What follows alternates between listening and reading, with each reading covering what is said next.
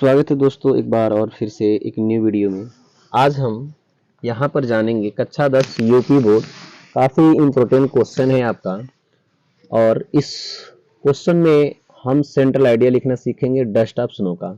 बहुत इम्पोर्टेंट है, Robert Frost के द्वारा लिखा गया है। तो बिना देरी के चलिए वीडियो को स्टार्ट करते हैं। एकदम आसान तरीके से आपको समझाया जाएगा।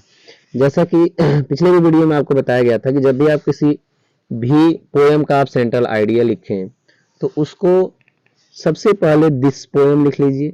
दिस पोएम लिखने के पश्चात उस पोएम का नाम लिख लीजिए। यहाँ आपको लिखना है कविता, कविता का नाम लिखना है।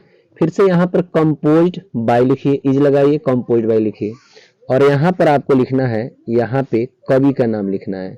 यहाँ पर आपका कवि और यहाँ पर उस कविता का नाम। दिस पोएम कविता का नाम, इज कंपोज्ड बाय और यहाँ लेखक का नाम, कवि का नाम। तो यहाँ पर जैसा कि central idea dust of snow के राइटर है रॉबर्ट फ्रॉस्ट, तो यहाँ हमने डस्ट ऑफ स्नो चैप्टर का नाम दिया है और रॉबर्ट फ्रॉस्ट। तो दिस पोएम यानी यह कविता डस्ट ऑफ जो स्नो है, इज कंपोज्ड बाय यानी कि ये कंपोज किया गया है यानी लिखा गया है। किसके द्वारा लिखा गया? तो by Robert Frost, Robert Frost के द्वारा लिखा गया है। इसमें कवि क्या कहते हैं?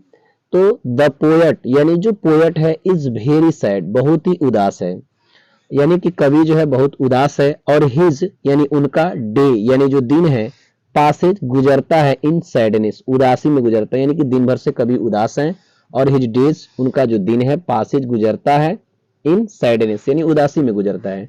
फिर आगे कह रहा है कि ही मतलब वह, इज मतलब है, स्टैंडिंग खड़े हैं। कहाँ? तो अंडर नीचे खड़े हैं किसके? तो ए हेमलॉक ट्री यानी कि एक हेमलॉक के ट्री यानी कि पेड़ के नीचे खड़े हैं। वैसे हेमलॉक को धतूरा कहा जाता है, तो वह उस पेड़ के नीचे खड़े हैं। उसके पश्चात आगे फिर हम इसमें लिखेंगे कि एक क्रो यानी एक कौवा, इज सिटिंग यानी बैठा हुआ है ऑन द ट्री, यानी कि जिस पेड़ के नीचे वो खड़े हैं उस पर एक कौवा जो है सिटिंग बैठा हुआ है ऑन द ट्री यानी कि उस पेड़ पर बैठा हुआ है जहां पर कवि खड़े हैं।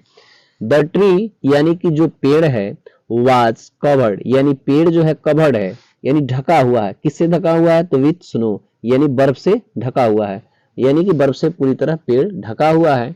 द क्रो सीट्स यानी जैसे ही कौवा सीट्स बैठता है द ट्री पेड़ पर।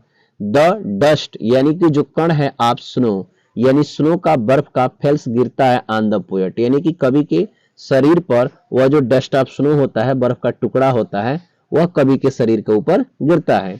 और जैसे ही कवि के सर के ऊपर गिरता है, हिज मूड यानी उसकी जो मूड होती है, उसकी जो अवस्था होती है, हैज चेंज बदल चुकी है। नाउ मतलब अब।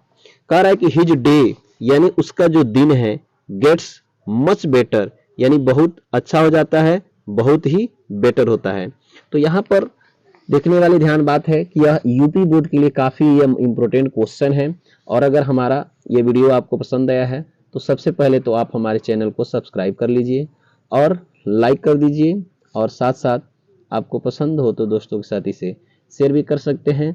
मिलते हैं नेक्स्ट वीडियो में, तब तक के लिए जय हिंद, धन्यवाद।